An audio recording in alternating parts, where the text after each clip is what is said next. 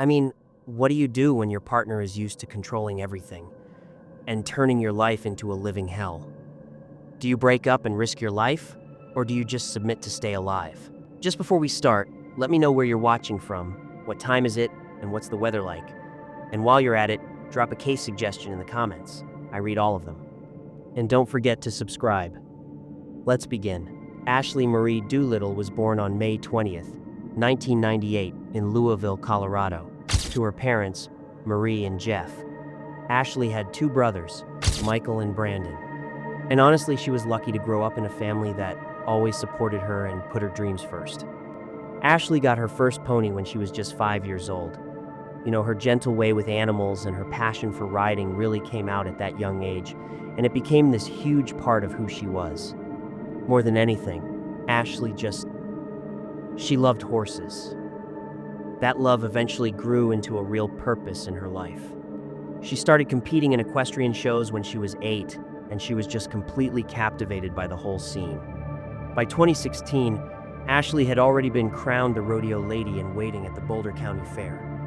She was only 1 year away from becoming the rodeo queen. A rodeo queen, for those who don't know, is basically an ambassador, the face of the sport. To get that main title, these young women go through a whole series of tough interviews. They also have to really show off their skills with horses. After being crowned, the winner goes to different rodeos, works on her skills in workshops, rides in parades, and represents her association or her region for 12 months straight. The ladies in waiting, well, they work right alongside the queen to represent the spirit of rodeo. And look, this is a huge responsibility. It involves things like helping find sponsors, fundraising, going to community events, doing educational outreach, and a whole lot more. All of this just became a massive part of Ashley Doolittle's life. Even as the lady in waiting, Ashley was already getting noticed for how dedicated she was to the rodeo community. She'd become a role model for other girls who dreamed of representing the sport. You know, younger girls who were into horses would come up to Ashley and ask for her autograph. But despite being so popular, Ashley stayed humble. She'd leave these personal messages for every single one of them, telling them to follow their own dreams. I mean, that really says a lot about the kind of person she was. Ashley was also really involved in the Boulder County Horse Program, which was all about getting young kids excited about equestrian sports and teaching them how to ride. She was on several judging and logic teams. She rode horse-drawn carriages, and she was even named the champion in the National Western Individual Competition. On top of all that, Ashley was one of the founders and had been vice president twice for the Thompson Valley FFA chapter. In FFA, that's the Future Farmers of America. It's an independent student group for kids who are into agriculture and farming. In the fall of 2016, Ashley was planning to go to college at Colorado State University, where she wanted to study agricultural business. It was another passion of hers, right alongside the equestrian stuff.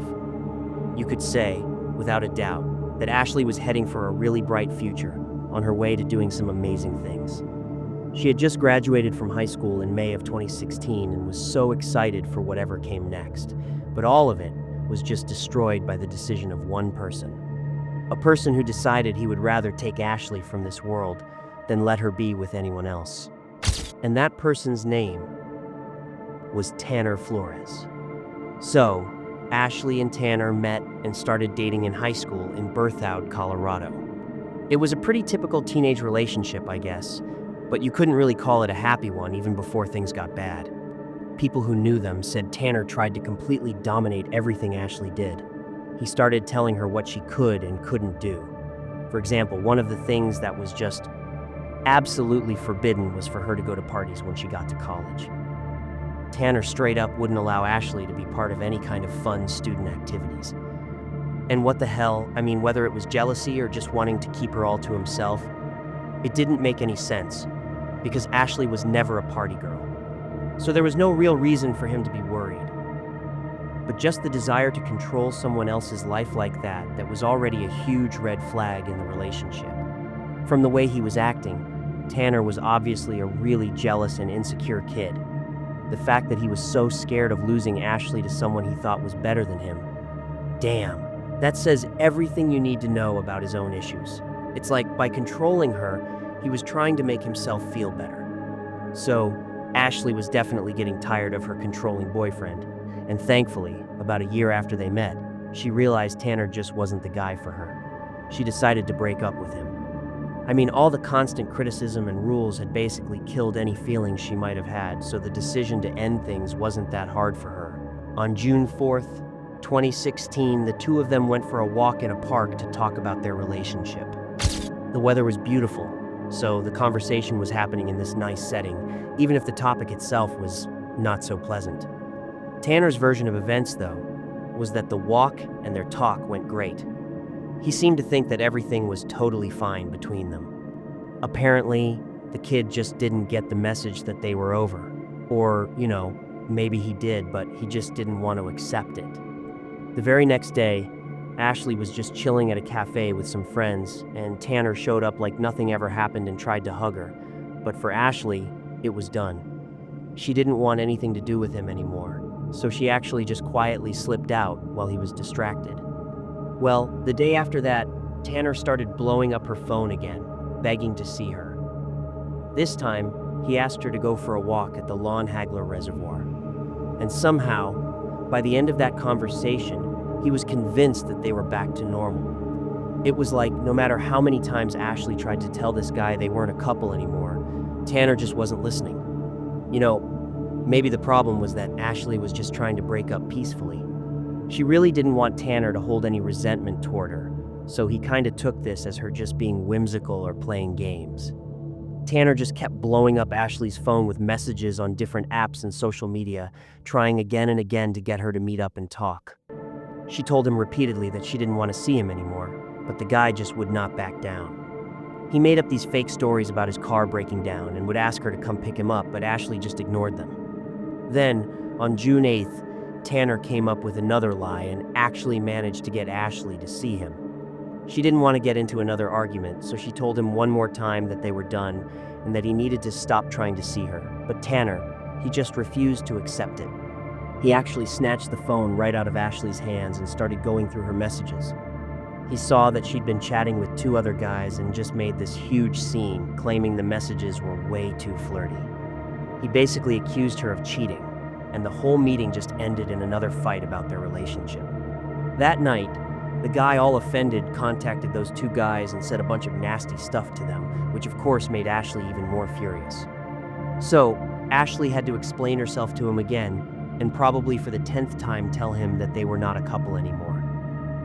And in response, she gets this message just filled with bitter jealousy. Tanner wrote that he'd spent so much time and money on her. He claimed she'd been making eyes at other guys behind his back. He just laid into her about being unfaithful and then warned her that he was going to do something stupid. If Ashley had wanted to stay friends with him before, she now realized it was completely impossible. I mean, Tanner was just immature in every single way. The one thing she didn't realize, though, was that the guy wasn't just immature. He was building up this plan in his head to get revenge on her for daring to leave him.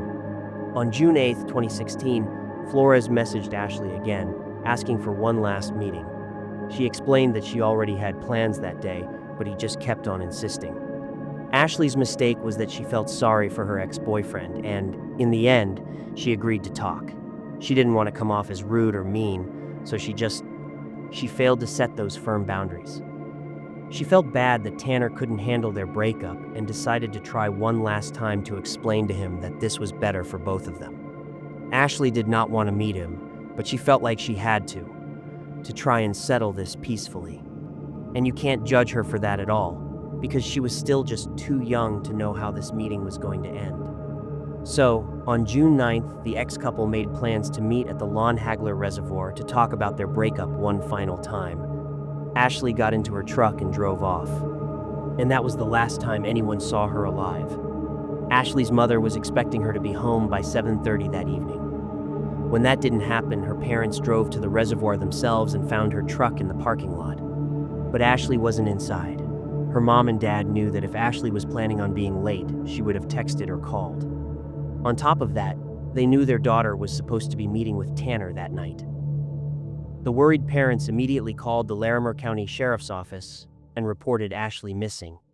Local police started investigating right away, calling Ashley's friends and family, just trying to get any information they could, and one thing kept coming up over and over again. Damn near everyone they interviewed mentioned Tanner's name. So naturally, it didn't take investigators very long to learn that Tanner was Ashley's ex-boyfriend, that she had just recently broken up with him, and that he was incredibly upset about it. One person told them that Tanner had posted some kind of message on Snapchat that made everyone think he wanted to kill himself. Other people said they'd never seen him so depressed as he had been the last few days. But the most disturbing piece of information about Tanner, it came from his own father. The man told police that his .22 caliber revolver was missing from the locked gun safe, and that only his son knew where the key was. Tanner's parents hadn't seen him since 3:30 that afternoon. They'd been calling him, but he wasn't picking up. So now the search effort quickly changed from one missing teenager to two, and they had to find them as fast as possible. Tanner's truck, a white 1999 pickup with Colorado plates, was reported missing. Police all over the state were put on alert for the missing teens, and the investigation really kicked into high gear. The search was going full force, but by 8 o'clock the next morning, it was all over. The sheriff's office got a call that Tanner's truck had been seen on his dead grandfather's property out in Colbrand, which is literally a 5-hour drive to the other side of the state.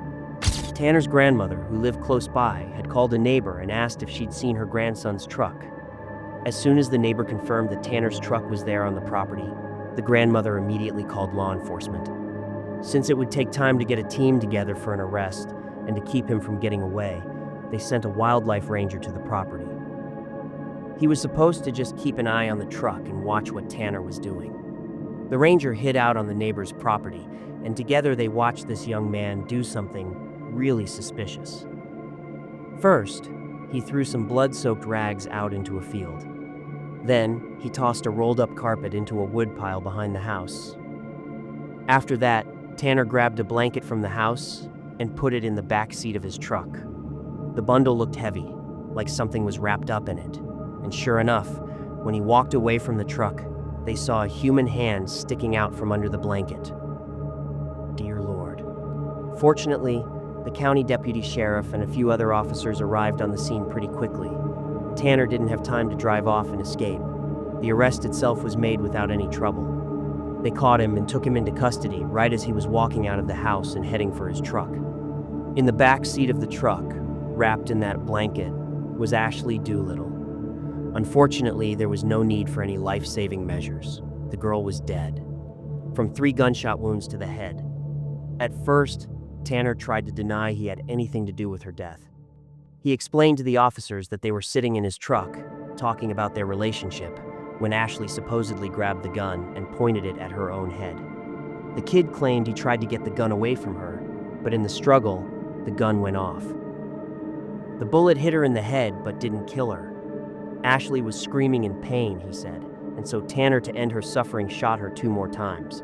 I mean, this was obviously a completely ridiculous, just absurd story that Tanner was trying to feed the authorities. He was clearly trying to make the whole thing look like some kind of accident. But he couldn't explain why he would have needed to shoot Ashley 2 more times. When the officers just flat out told him that his entire story was nonsense and that no one was going to believe it, it only took Tanner a few minutes to tell the truth. That morning, Tanner had taken his dad's gun to see if it was working right. He drove out to Carter Lake to do a little shooting. Then, at the time they'd agreed on, he met up with Ashley at the Lon Hagler Reservoir. They left her truck there and drove in his car to the same lake where he'd been earlier that day. According to Tanner, when they started talking about the breakup, Ashley explained it by saying she wanted to date other guys before she, eventually married him. That's supposedly how she justified wanting to split up. Unfortunately, there was no way to know if he was telling the truth. Who knows what Ashley might have said to him just to try and soften the blow of the breakup. Regardless, after they talked, Tanner turned the truck around and started driving back, but judging by what happened next, that conversation did not go well. Ashley looked over at Tanner, and then she just turned away. And that one glance, for some reason, just enraged him. He grabbed the gun, and he shot her. She started convulsing and panicking, so he shot her again. The kid thought it would all be over instantly, but Ashley just kept screaming.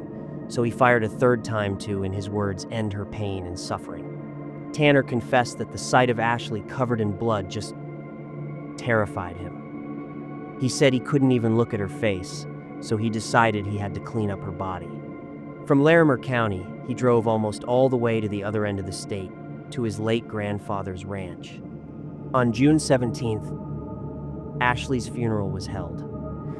Nobody could believe that she was really gone. Over 700 people came together at the Catholic parish in Loveland, Colorado, to mourn the young girl's death. The sheer number of people who showed up to say goodbye to Ashley was just a powerful testament to the kind of impact she had on her community. Everyone was stunned and just devastated by a tragedy that could have been prevented. This was a girl who had accomplished so much in her 18 years, and unlike most people her age, she knew exactly what she wanted for her future. Ashley knew what her purpose was, and she was already taking steps to make it happen. The only thing Ashley didn't factor in was that she'd cross paths with someone who would decide to just destroy all of her dreams. On June 20th, Tanner Flores had his first court appearance, where he was charged with kidnapping and taking Ashley Doolittle's life. The belief was that he hadn't let her leave his truck that day when she wanted to. In October of 2017, 6 months after Ashley's death, Tanner's trial got underway. The courtroom was completely packed with friends and family of both teenagers. It was a really emotional experience for everyone there. In reality, there was no question that Tanner had killed Ashley. The question was different. Was it deliberate, or was it a spontaneous act? According to the prosecution, Tanner went to Carter Lake that morning to test the weapon, to make sure it worked, and to practice shooting it. They also believed he'd scouted out a good spot for the attack beforehand, somewhere there wouldn't be any witnesses. On top of that, the gun he used was a single-action revolver. What that means is that between every single shot, he had to manually cock the hammer. So, Tanner had time to think about what he was doing. The prosecutors also argued that Ashley might have actually survived that first shot if Tanner had just gotten her help. Instead, he shot her 2 more times and then drove 300 miles to hide her body. Of course, the defense argued the opposite. In their view, a charge of unintentional killing would have been fair for Tanner. Tanner himself completely denied that he had planned to shoot Ashley, insisting the whole thing just happened in the heat of the moment. He took the stand and described all the horrifying details of that day. The kid said that he threw both of their phones out the truck window, but before he did, he sent himself a text from Ashley's phone, supposedly canceling their meeting. It was clearly a pathetic attempt to cover his tracks. After the murder, Tanner took her body to his late grandfather's property, broke the glass on a sliding door to get inside the house, washed off the blood, and then watched cartoons on television to relax. Jesus Christ. He just fell asleep without even realizing it, which is frightening when you think about the total lack of basic human emotions, like empathy or sympathy. Tanner had just killed an innocent girl that he claimed to love and didn't want to share with anyone, and after doing something so repulsive, he just turned on cartoons and peacefully went to sleep. The jury sided with the prosecution. On October 4th, 2017, Tanner Flores was found guilty of the intentional killing and kidnapping of Ashley Doolittle. He was sentenced to life in prison without the possibility of parole. Ashley's parents created a charitable foundation in her honor to raise awareness and prevent violence among teens, teaching them how to end relationships the right way without risking their lives. Marie and Jeff Doolittle didn't want any other parents to go through what they did. In 2017, Ashley was posthumously named the Boulder County Rodeo Queen. In her short 18 years, she did more for her community than some people do in an entire lifetime. Ashley Doolittle's dream came true, even if it was after she was gone. So when you really look at this whole tragedy, what's at the heart of it? What was the one single factor that drove this whole thing off a cliff? It wasn't love, and it wasn't heartbreak. It was control, plain and simple. Tanner Flores wasn't just a sad teenager who got his heart broken. He was a deeply insecure person who saw Ashley not as a partner, but as a possession. His entire sense of self-worth seemed to be wrapped up in having her. So when she decided to leave, which was her absolute right, he didn't experience it as sadness. He experienced it as a complete loss of control, an intolerable personal insult. And in his mind, that justified the most horrific response imaginable. If he couldn't have her, then nobody could. That's the core of it, right there. And that's the terrifying moral of this story, isn't it? The red flags were there all along, but they look so much clearer in hindsight. The constant need to know where she was, the attempts to dictate her future social life in college, these weren't signs of a guy who was just really in love. These were warning signs of a dangerous obsession. A healthy relationship is about two whole people choosing to be together. It's not about one person trying to shrink the other's world until they're the only one left in it. The constant pressure, the refusal to hear the word no, the way he twisted her kindness into a reason to keep pushing, that's not love. That's the groundwork for a tragedy. So how the hell do you protect yourself from something like this?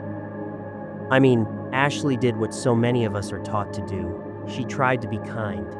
She didn't want to be cruel, and she didn't want to cause him pain. But here's a terrible but crucial piece of advice. When you are leaving a controlling person, kindness can be dangerous. Your attempt to soften the blow can be twisted by them into a negotiation, an opening to keep the argument going. The safest breakup with a person like this is a clean one. It's a firm, final no, followed by blocking them on everything. No one last talk, no meeting up to get closure. Your safety is more important than their feelings, and you can't do it alone. The moment the harassment starts, the constant texts, the showing up uninvited, the emotional manipulation, that's when you have to bring other people in. Tell your parents, tell your friends, tell your coworkers. Let them know what's happening. Don't carry that fear and anxiety by yourself. Create a safety net of people who know the situation, who can check in on you, who can be there if you need them. And document everything. Save every single threatening or manipulative message. Keep a log of every time they try to contact you against your will. It might feel like an overreaction at the time, but that documentation can become a critical tool for law enforcement if things escalate. Look, if any of this story sounds familiar. If you're in a relationship where you feel like you have to manage someone else's emotions, where you're scared of the reaction you'll get for wanting to leave, please know that you are not being dramatic and you are not alone. And there are people out there who understand this exact situation and can help you figure out how to leave safely. You can call the National Domestic Violence Hotline at any time.